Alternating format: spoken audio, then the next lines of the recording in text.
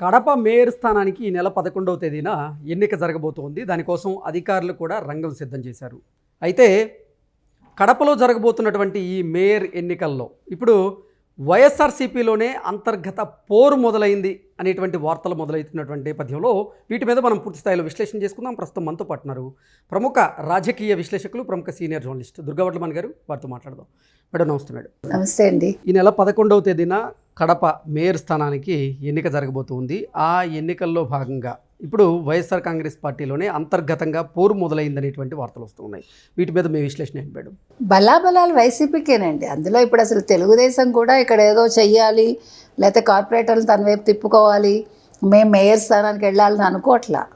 కాకపోతే ఏంటంటే వైసీపీలోనే అంతర్గతంగా సమస్యలు ఉండడం వల్ల ఇవాళ సురేష్ బాబు అనే అతను గతంలో మేయర్గా ఉన్నాడు. ఆయన అవినీతికి పాల్పడడంతో ఆయన తీసేసి ఉప మేయర్గా ఉన్న ముంతాజ్ బేగంని పెట్టారు మేయర్గా. అయితే ఇప్పుడు సమస్య ఏంటంటే ఇతను కోర్టుకు వెళ్తున్నాడు, లంచ్ మోషన్ వేసి. ఎవరు? ఈ సురేష్ బాబే. ఎందుకని? ఇతనికి గతంలో కూడా కోర్టుకు వెళ్ళి ఇతను ఆల్రెడీ ఒకసారి పరాభవం అయింది, అయినా కూడా అతనికి బుద్ధి రావట్లేదు. అంటే ఇప్పుడు అతని బాధ ఏంటంటే ఇప్పుడు కార్పొరేటర్లు అందరూ వైసీపీ వైపే ఉన్నారు, నో డౌట్ అబౌట్ ఇట్. కానీ కార్పొరేటర్లు ఈయన ఎన్నుకుంటారా ఎన్నుకోరా అనేది సందేహం. అందుకని తను ఎన్నుకుంటారా ఎన్నుకోరా అనే భయంతో ఆయన ఇవాళ కోర్టుకు వెళ్తున్నాడు. అంటే ఇప్పుడు వైసీపీలో సురేష్ బాబుకి పట్టుంది మొన్నటి వరకు అనుకున్నాడు ఆయన. పట్టుబడ్డాక బయటకు వచ్చాడు. కానీ అతను వైసీపీలో జగన్మోహన్ రెడ్డి మనిషి. ఇవాళ సురేష్ బాబుకి పరాభవం ఎదురైతే అది జగన్మోహన్ రెడ్డికి అయినట్టే. ఇంకొకటి మనకు తెలియదు. ఇప్పుడు మీరు మొన్న చూశారు పులివెందుల్లో వీళ్ళు వచ్చారు, ఎవరు? తెలుగుదేశం వచ్చింది.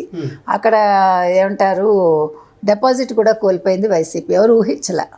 ఇప్పుడు ఇలాంటి భయమే ఇక్కడ సురేష్ బాబుకి పట్టుకుంది. ఒకవేళ గబుక్కురు లాస్ట్ మినిట్లో కార్పొరేటర్లు అందరూ తెలుగుదేశం వైపు వెళ్ళిపోతే ఇప్పుడు వాళ్ళేం అడగక్కర్లే. ఇప్పుడు చాలా మంది కార్పొరేటర్లు కూడా తెలుగుదేశం వైపు వెళ్లేందుకు మొగ్గు చూపుతున్నట్లుగా కూడా కొన్ని వార్తలు వస్తూ ఉన్నాయి. అదే కరెక్ట్, మీరు అన్నది కరెక్ట్, మొగ్గు చూపుతున్నారు. కానీ మరి బలాలలో తెలుగుదేశం పార్టీకి కూడా బలం పెరిగేటువంటి అవకాశం స్పష్టంగా కనిపిస్తుంది కదా. కనిపిస్తోంది, కానీ ఇదేమి ఇంకా తెర మీదకి రాలేదు. ఎందుకు రాలేదంటే ఇక్కడ తెలుగుదేశం ముందుకెళ్ళటల్లా, తెలుగుదేశం వాళ్ళని ఆకర్షించాలని ఏమి చూడాలే.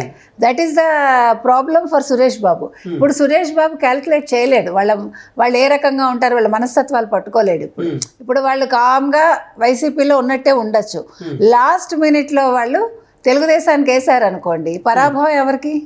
సురేష్ బాబుకి. సురేష్ బాబు కంటే ఎక్కువగా జగన్మోహన్ రెడ్డికి. ఇక్కడ అందుకని భయపడుతున్నాడు అతను.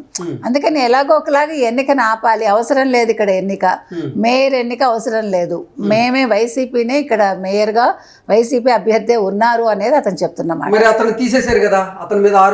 అదే మరి అయినా కూడా ఏదో కింద పడ్డా నాదే గెలుపు అన్నట్టుగా ఉన్నాడు.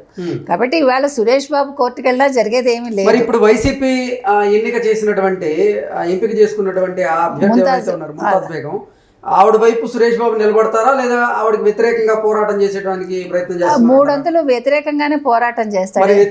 వినండి, ఎందుకంటే తను కావాలనుకుంటున్నాడు, మళ్ళా నేనే మళ్ళా మేయర్ కావాలి అనుకుంటున్నాడు కాబట్టి ఈ సమస్య. లేకపోతే అసలు కోర్టుకే వెళ్ళాడు. సరే ఏమైనా జరగని, మీరు పెట్టుకోండి, ఇప్పుడు ఎందుకు వేశారు మీరు అనే కదా ఇప్పుడు ఆయన వెళ్తున్నాడు. సో ఆయన అంతర్గతంగా ఆయనకు ఉన్నది ఏంటంటే నేనే కావాలి. ఇప్పుడు ముంతాజ్ బేగం అయింది అనుకుందాం, ముంతాజ్ బేగం కూడా రేపొద్దున మాట మార్చి తెలుగుదేశానికి వెళ్ళిపోతే, కార్పొరేటర్లు అందరూ తెలుగుదేశం అనుకుందాం, వీళ్ళు సడన్గా జంప్ అయిపోతే ముంతాజ్ బేగం కూడా నేనే మేయర్గా ఉంటానండి, నన్ను తెలుగుదేశానికి తీసుకోండి అని అనొచ్చు, మనకు తెలియదు.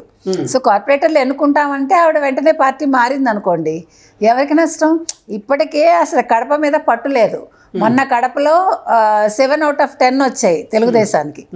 కాబట్టి ఇవాళ సమస్య అక్కడే ఉంది.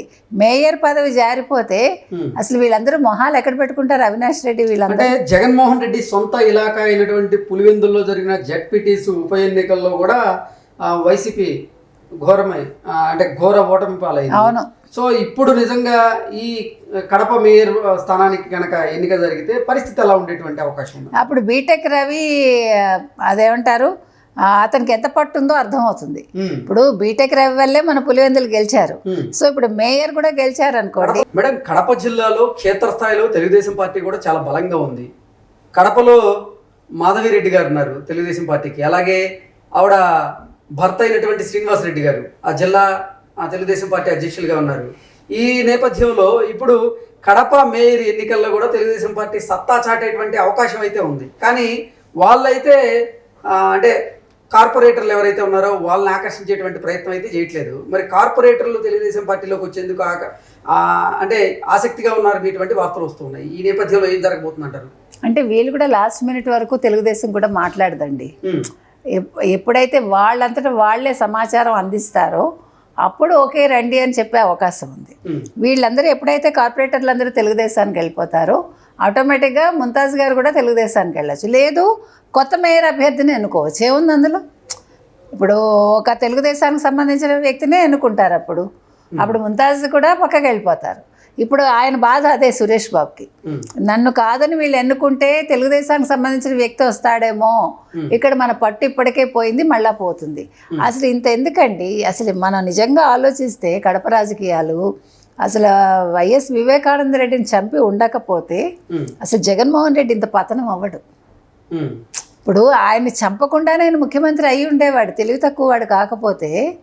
ఇప్పుడు ఒక ఎంపీ పదవి కోసం ఒక బాబాయ్ని ఎవడన్నా చంపుకుంటాడండి? అసలు ఒక బాబాయ్ని చంపి మొత్తం ఎన్ని హత్యలు చేయించాడు.